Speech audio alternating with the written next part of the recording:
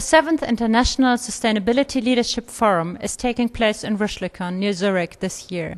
I'm here with Thomas Streif, COO of the Sustainability Forum, who has organized this event for about 150 participants. Are there some more numbers which you could impress us with?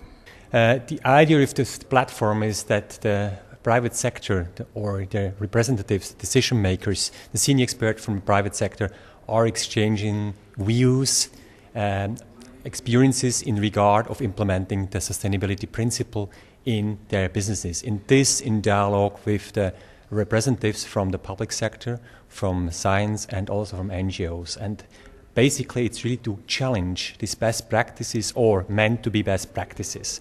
Now this dialogue takes place for the 7th time and once a year, and every year we have between the number 150 up to 220 people.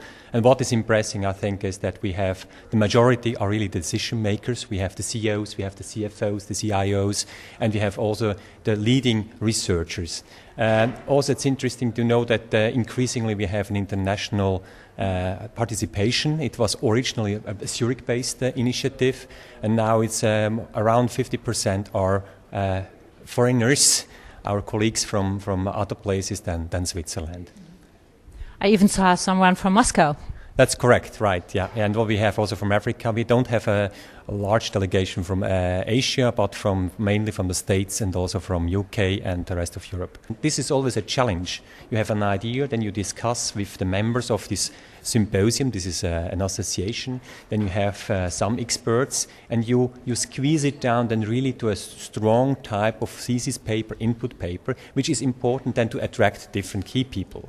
And to have these people here, I mean, this is also a challenge. You need your network, you need good relation that you can approach these different issue owners or key person who can contribute to that dialogue. Also important is for us that we don't have a sales pitch, that we really have discussions on current issues. You have come up with a very interesting concept of the moderator, the challenger.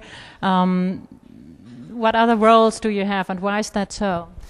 I think it's important if you want to have a discussion and the people are only 2 hours together in a workshop. It takes quite some time that they warmed up.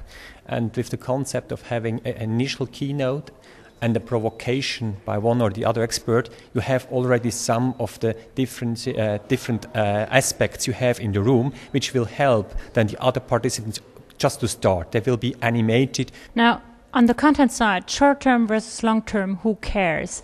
And once again, back to what you have dreamed about this conference would be tackling.